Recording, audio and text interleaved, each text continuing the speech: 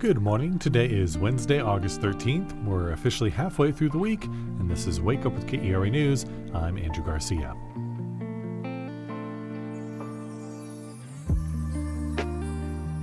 We've got a decent chance of seeing thunderstorms throughout the day. Temperatures are going to reach the mid-90s, but it'll feel a lot more like 103. Uninvolved drivers and bystanders can become collateral damage in high-speed police chases, but their innocence doesn't mean they can easily pursue legal action for their injuries or deaths. More about the legal hurdles police chase victims face in a bit, but first, today's news. The Texas economy is showing signs of slowing down, a recent report from the Dallas Federal Reserve shows. KERA's Dylan Duke reports stricter immigration enforcement and tariffs are two main factors. Job growth, construction, and inflation are all low in Texas, indicating the economy is losing steam, according to the report. The job data is also expected to be further revised down in future reports. Dallas Fed economist Luis Torres says while the job growth is slowing, wages are increasing. Yes, the economy is softening, but it's not going down the drain, right? Just to that, right? It's not like we're not entering, it's not contracting, right? It's just kind of softening. The report comes as the Trump administration is using tariffs to reshape global trade. A previous Dallas Fed survey showed some businesses are being affected by stricter immigration enforcement. For KERA News, I'm Dylan Duke.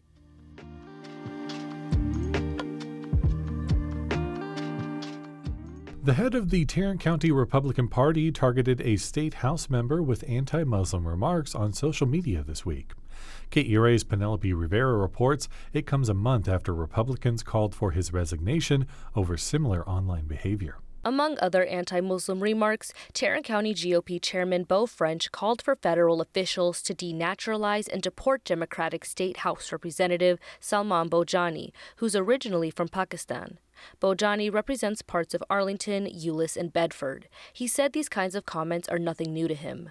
It's really unfortunate that people are targeting me for my faith and my ethnicity, for the country that I was born in, for their own political gain. Republican leaders called for French's removal in July after he asked his followers in a now-deleted post if Muslim or Jewish people posed a bigger threat to America. For KERA News, I'm Penelope Rivera in Fort Worth.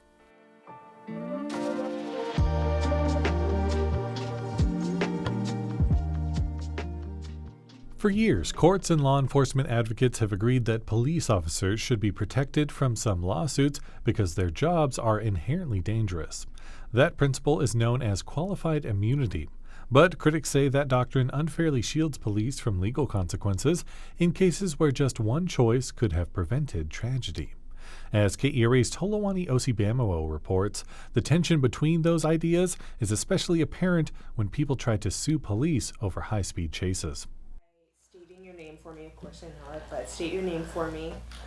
It's been almost 4 years since Janice Jackson lost her husband. Michael Wayne Jackson was walking to his Houston barbershop when a police officer driving between 80 and 100 miles per hour lost control, swerved onto the sidewalk, and killed him.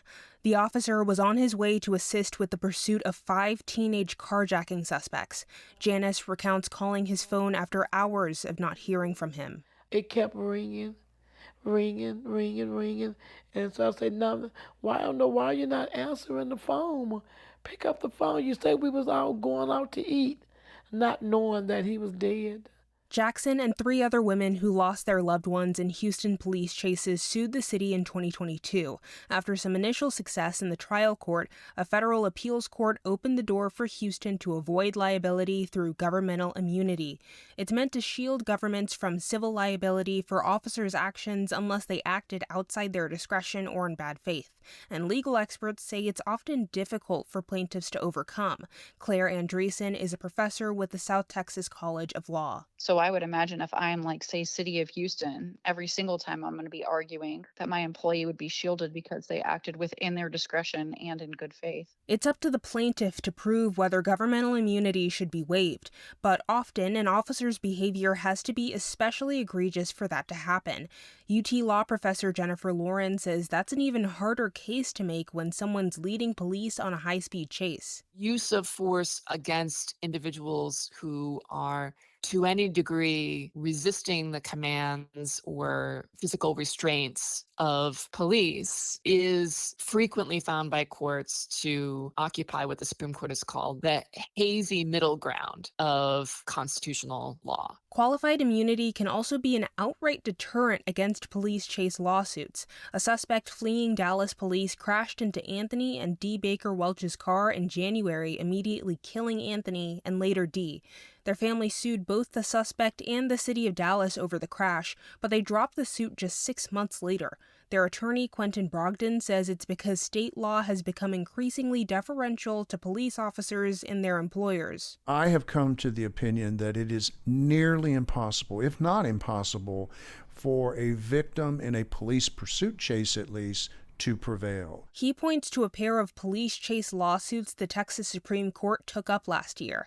The uninvolved drivers sued the cities of Houston and Austin after police officers from each city crashed into their cars during separate police chases. But the High Court ruled the officers were negligent at most, not reckless, and a plaintiff has to prove recklessness to overcome governmental immunity. Those cases reinforce the high bar a person has to clear to successfully sue over a police chase crash that was no fault of their own. So a lot of the pictures that I brought today that my daughter found, Kylie went and found the pictures. Jackson is now the only plaintiff left in her lawsuit, but she says she'll continue to fight. You can't sue for everything, but what you can sue, ought to be able to sue for if you take somebody's loved one, if you kill somebody's loved one, you taking somebody's loved one who was working and taking care of their families. The one thing Jackson hopes a lawsuit win could pay for, her daughter's dreams. Jackson says the teen and her father were two peas in a pod. That was KERA's Tolawani Osibamowo reporting.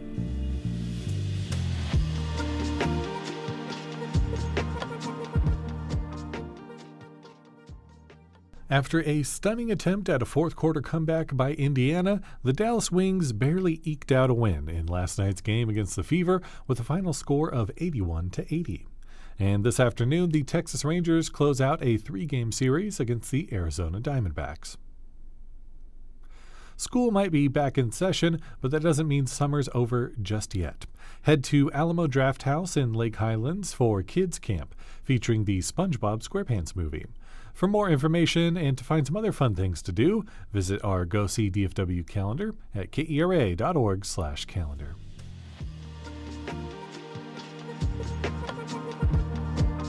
Thanks for listening to Wake Up with KERA News. I'm your host, Andrew Garcia. The show is produced and edited by Shardae White and Bekah Morr.